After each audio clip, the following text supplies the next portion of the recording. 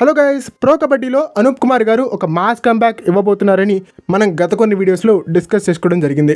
మనం డిస్కస్ చేసుకునే విధంగానే ప్రో కబడ్డీలో ఒక మాస్ కంబ్యాక్ ఇవ్వబోతున్నారు కెప్టెన్ కూల్ అనూప్ కుమార్ గారు.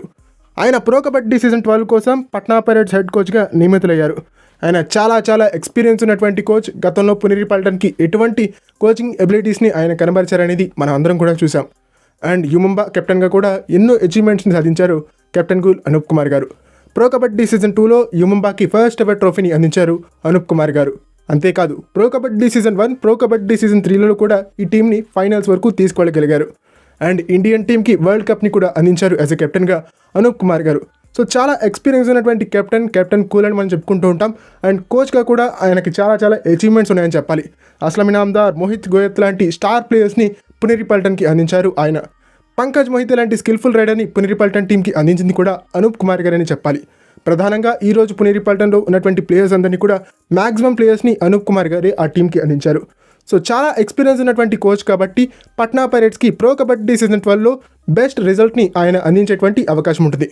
ఏ స్ట్రాటజీ కారణంగా వాళ్ళు ఫైనల్లో ఓడిపోయారో అటువంటి స్ట్రాటజీస్ని, దానికంటే మెరుగైనటువంటి స్ట్రాటజీస్ని అందించడానికి అనూప్ కుమార్ గారు పట్నా పైరేట్స్లో జాయిన్ అయ్యారు. ఇదైతే ప్రో కబడ్డీ అభిమానులకు చాలా శుభవార్తని చెప్పాలి. ప్రధానంగా అనూప్ కుమార్ గారి అభిమానులకు మాత్రం ఒక పెద్ద పండుగ వచ్చేసింది చాలా రోజుల తర్వాత. అనూప్ కుమార్ గారిని కోచ్గా చూసి చాలా కాలం గడిచిపోతోంది. ఇలాంటి సమయంలో ఆయన పట్నా పైరేట్స్ హెడ్ కోచ్గా రావడం అనేది చాలా ఆనందించదగ్గ విషయంగా మనం చెప్పుకోవాల్సి ఉంటుంది. అండ్ మరోవైపు మన సౌత్ ఫ్రాంచైజ్, మన తెలుగు వాళ్ళు ఓన్ చేసుకున్నటువంటి ఫ్రాంచైజ్ అయినటువంటి తమిళ తలవాస్ కూడా కొన్ని సూపర్ చేంజెస్ వాళ్ళ కోచింగ్ స్టాఫ్లో చేయబోతుందంట. సంజీవ్ బల్యాన్ గారు ఆ టీం హెడ్ కోచ్గా నియమితులయ్యారంట. ఈ కారణంగానే వాళ్ళు అసిస్టెంట్ కోచ్ అయినటువంటి ధర్మరాజ్ చర్లాధన్ గారిని, హెడ్ కోచ్ అయినటువంటి ఉదయ్ కుమార్ గారిని రిలీజ్ చేశారంట.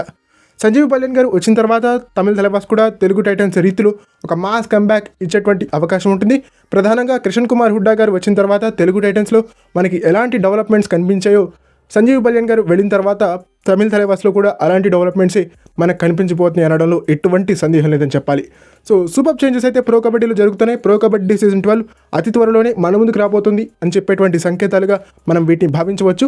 ఓకే, ఇది ఫ్రెండ్స్ ఈ వీడియో కనుక మీకు నచ్చినట్టయితే లైక్ చేయండి, షేర్ చేయండి, మన ఛానల్ని సబ్స్క్రైబ్ చేసుకుని పక్కనున్న బెల్ ఐకాన్ ప్రెస్ చేసి ఆల్ ఆప్షన్లో సెట్ చేసేసుకోండి. అండ్ ఇలాంటి మరిన్ని వీడియోస్ కోసం ఛానల్ని డైలీ ఫాలో అవడానికి ట్రై చేయండి.